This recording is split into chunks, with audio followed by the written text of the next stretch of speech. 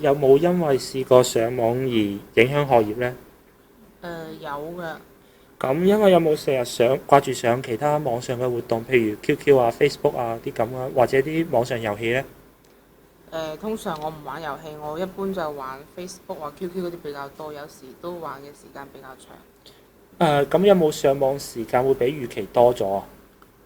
多數唔會，因為有時要做自己嘢，咁就唔上網去做其他嘢咯。哦，咁如果你啲 friend 或者你咧會上網成癮嘅話，你有咩方法介紹翻俾佢哋去戒除翻個網癮呢？